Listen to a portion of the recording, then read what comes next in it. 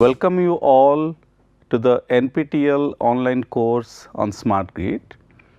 Today we will be talking about demand response analysis of Smart Grid. As we have seen in our previous lecture, where the demand side management analysis due to the presence of Smart Grid have been analyzed, where most of the cases we have focused how to make the load curve flat by reducing the peak and increasing the off peak, and that is majorly on a system side. But today we will focus on demand response analysis, which is ideally focused to the customers connected to my low voltage networks.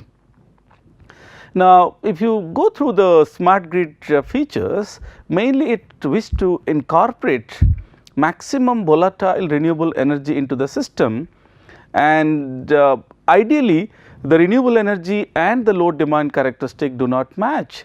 As we have seen, especially for both wind and solar, the peaks do not match with the system peak. So, what we can do, perhaps we can incentivize our customer, those are connected at low voltage side, so that they can follow a shape of consumption pattern as well as the time of consumption pattern, such that the consumption pattern do match with my renewable generation plentifully available, so that we can avoid our storage and perhaps we can reduce the consumption of energy taken from the main grid. With this focus, let us understand one of the key objective of smart grid. When we proceed for smart grid, we have to make sure it is not that being designed just to make my distribution more interactive, but we have to extract the maximum advantage of this infrastructure which has been placed through demand response program. Then only we can claim that the smart grid is really working well, where the peak reduction is possible, the energy load demand characteristic become flat, and the peak of consumers do match partially with the renewable energy availability peak.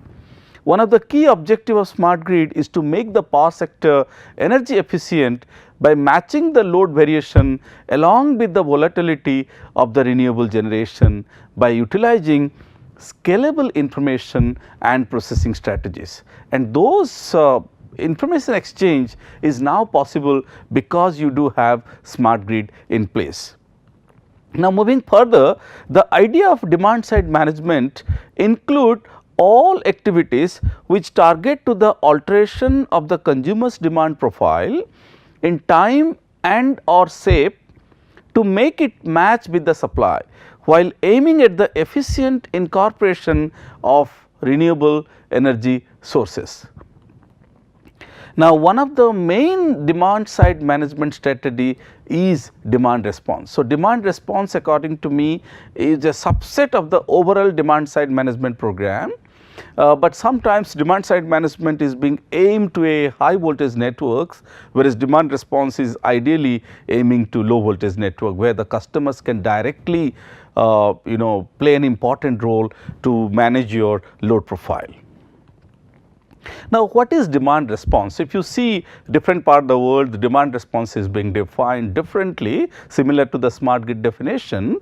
And if you concentrate on US Department of Energy definition of demand response, that says a tariff or program established to motivate changes in electric use by end use customers in response to changes in the price of electricity over a period of time. Means, if the consumption rate or tariff, if it is going on keep on changing, then our consumption pattern expected to change, or to give incentive payment designed to induce lower electricity use at times of high market prices or when the grid reliability is jeopardized. What it says, now me being a customer, now if you tell me that the energy price is very high at this period of time, and if I am bit sensitive, then certainly I will avoid consuming energy at that period until unless there are some critical loads that I cannot compromise. But if some of the loads that can be compromised at a given period of time when the cost is very high, certainly I wish to prepone my activity by a couple of hours when the price is cheaper. So, what I am doing basically I am not stressing upon my system, okay, and I just enjoy, make sure my electric bill is very low. One more important challenge is that if my system is in great trouble, they need the help of the lower customers to behave or act according to the system's requirement. The system is great trouble, the load has to come down. So, that case perhaps we can put a high penalty on electricity consumption price, so that most of the consumers will stop using it and hence my system is protected. Now, the main difference between the demand side management program or demand response based DSM program is performed only at the utility level, whereas the demand response is mainly performed at both utility as well as consumer level. So, that is important to achieve the low peak load curve with the reduced electricity cost. Means if you can follow the price and vary your consumption pattern. So, the overall energy bill or the electricity bill that you pay become cheaper. So, the consumers are happy, number one, and number two, by doing so you are really not stressing the system at peak hours, all right. So, what are the main aims of demand response analysis? Minimization of total electricity consumption is one of the target. Reduction of the total required power generation because the peak is reduced. Promote the idea of green and clean energy. Promote the idea of green and clean energy means I think most of the renewable energy now can be tapped. Elimination of line overloading because you are now do not try to stress your transformer because the pattern of consumption is now balanced. Now, if you look at the kind of architecture of demand response process, now we could see that residential, commercial and industrial customers, those are connected, and you can see the blue line that shows the energy which is flowing from my main substation to all these three category of customers. But very importantly, aggregator do play an important role and who can speak to both ISO as well as to the all three category of customers like residential, commercial and industrial. So, now what happens, the aggregator basically once the ISO set up the load pattern, then the aggregator perhaps actually receive those information and go back to their customers and talk to them how many of them are interested to participate in demand response activity and for which period, and based on that aggregator do plan its characteristic and come back after talking to their customers back to ISO, and that will be the kind of load curve will be adopted by the system. Now, what exactly the process involves? First one, ISO determine the preferred demand volume and time duration that is offered. Further, aggregator receives the load data from the ISO. Aggregators select the consumer for their participation into the demand response program depending on their availability or support or agreement.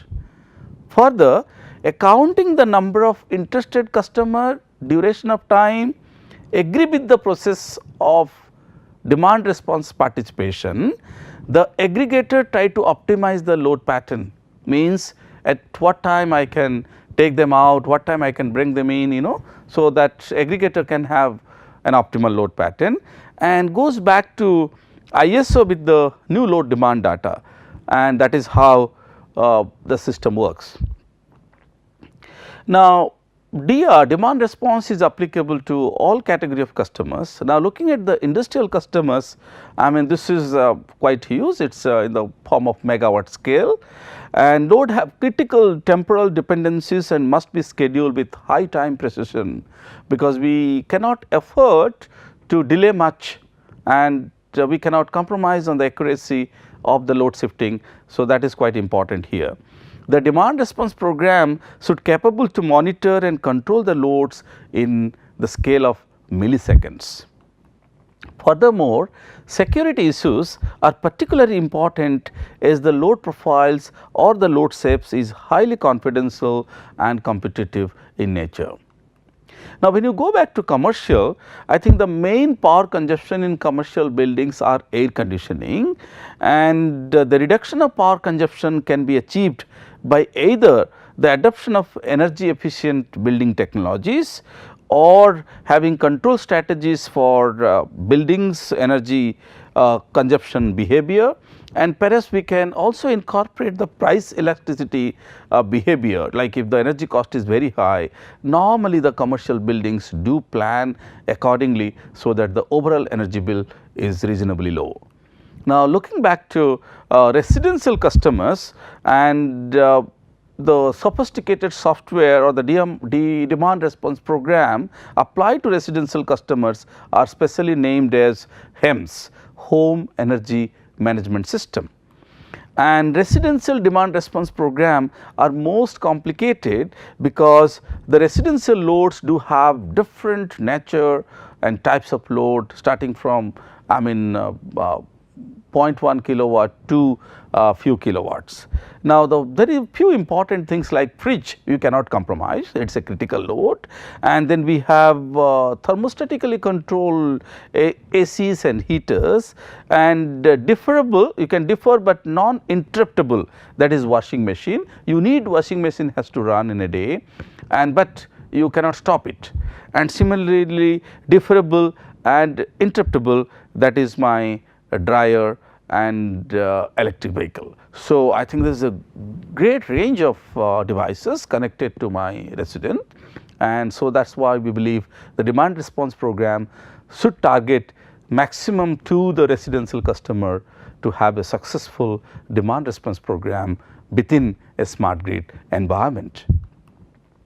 Now, the DRR program should provide plenty amount of incentives for the small scale customers like we to be part of this DR activity, until unless significant incentives are available to the families, they may not be interested to participate or compromise their energy consumption pattern in single go.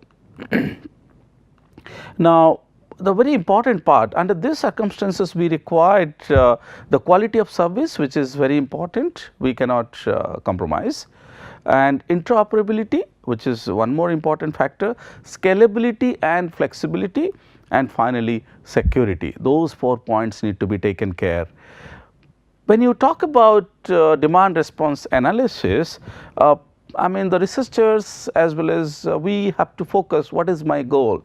The goal could be to utilize the maximum renewable energy, low carbon footprints, a social activity, it sounds good, but when you come to action, most of the residential consumers may not so seriously take the program to be implemented until unless there is some financial or revenue support.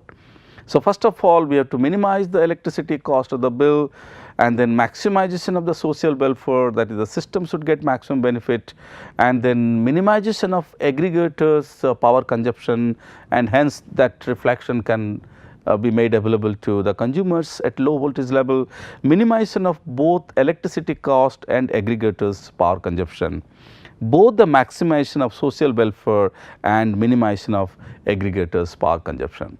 So, there are many things like whether different layers, one is system level, and then we have aggregator, then we have consumers. Now, who certainly when you adopt a DR demand response activity, that is going to benefit all of us, but who will take the maximum share of that, and to attract most of the consumers to be part of this activity, I think we have to share the benefit to to both certainly to the consumers and then aggregator, and maybe a part can go to the utility or the social welfare side. So, if you can distribute the benefit to all the three parties involved in making your demand response program successful, I think that sounds good.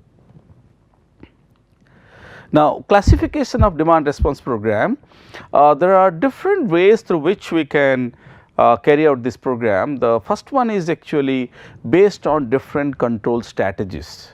Now, we can have a centralized control and then we can have decentralized control to achieve demand response activity.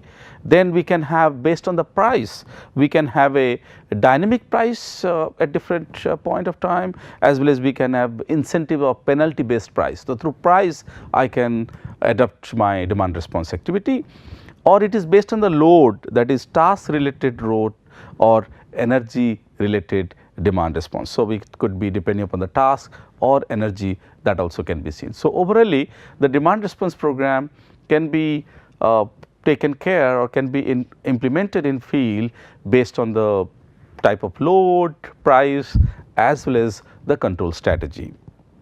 Now, let us concentrate what is centralized and decentralized control. Now, when you have a community, it may so happen that each and every individual do not speak to themselves, but they speak to a common point. Okay, that is, if you talk about the centralized control, we could see that the residence 1, residence 2, residence 3, residence 4, residence 5, and all of them actually do talk to the aggregator directly, and then finally the aggregator talk to the distribution system and ISO further. Now, in case of your decentralized strategy, where R1 and R2 both the residences do talk to each other and they also talk to the aggregator, means the residents do talk to all the other community fellows and also talk to the aggregator. So, this is a very open and decentralized system. Now, in case of centralized control, response decisions for load activation are only tackled by the power utility. Overall load profile improvement by considering network security has been carried out. Users' privacy is violated due to complete monopoly of the utility, because you do not work as a community, you talk as an independent. So, not necessary that your expectations will be met by the utility all the given time. Now, in case of decentralized control, utility only get to know about the net consumption of the consumers. Utility design a pricing signal to influence its user as whole. User schedule loads on its own depending on the received price signal. So, based on the price, the community can plan how they like to use their devices, and so decentralized control is much more smarter compared to centralized control schemes. Now, if it is based on the price, dynamic price based demand response, in which we offer the customers time varying prices, means given hour 1, hour 2, hour 3 will have different prices, and based on the cost of electricity at different time zones, these prices are designed according to the load level of the entire system. Okay. Ideally, during the peak hours the price is more, and during the off peak hours the price is low. That may force most of my customers to shift to a off peak hour. Now, dynamic prices, we have different schemes: time of use, so called TOU, critical peak pricing, peak load pricing, and real time pricing. Whereas, in case of incentive or penalty based demand response, offers fixed or time varying incentives or penalties even to customers that obey or violate demand response contract during period of system uses. Now, if you go to the load, as we mentioned, there are two types: task related demand response, that is basically the reduction in the peak consumption is achieved by altering the operation time of flexible loads within a predefined delay limit. Now, the total energy consumption over the time period remains fixed, but the consumption time is adjusted according to the necessity.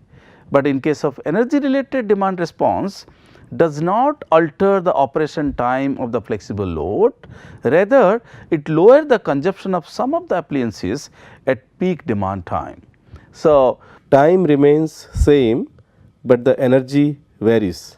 There are different ways, because as you know, it is too complicated to optimize your decentralized demand response activity. So, there are different algorithms available. Game theory is one of the important algorithm is being currently used by many researchers as well as partial utilities and aggregators.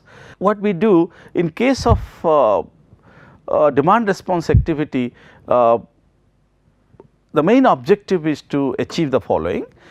Successful implementation of demand response program is possible if the users participate into the activity willingly without compromising their comfort level or living style, because it is not necessary that you achieve a demand response program with a very bad temperature. Okay? So, without compromising your basic living style, if you can change your consumption pattern, that helps the utility at most, and then only you can say the demand response program is successful. Now, demand response program does not ensure same amount of benefit for all the participants player, that some may be incentivized whereas some may be penalized, because if you agree to be part of the demand response program, and when the aggregator expect you to not to consume more than x kilowatt of power or maybe x kilowatt hour of energy, and if you do not obey, then there could be a penalty, and hence the benefits that being distributed across the customers are not necessarily same. The employment of DR relies on the reliable, robust and secure communication system, because until unless there is a robust communication system in place, demand response program cannot be made successful or achieved well.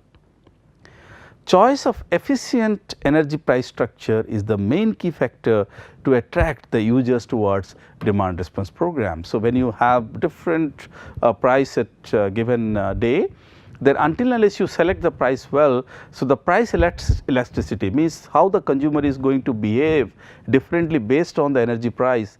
So, until unless you attract maximum customers to deviate from their consumption pattern as desired by the aggregator or the utility or the ISO, and then otherwise the demand response program is not successful or cannot be made successful until unless the price selection across the day or a week must be perfect. All the above demand response scheme should be unbiased and fair on the basis of need of demand response program. And to conclude, I do wish that the benefit should go to the customer as maximum as possible, to bring them to the board and make them participate in actively in the demand response program, to make the overall demand response program successful, that indirectly benefit my system to engage customers actively, tap all the renewable sources available to me and manage my peak load well. Thank you very much.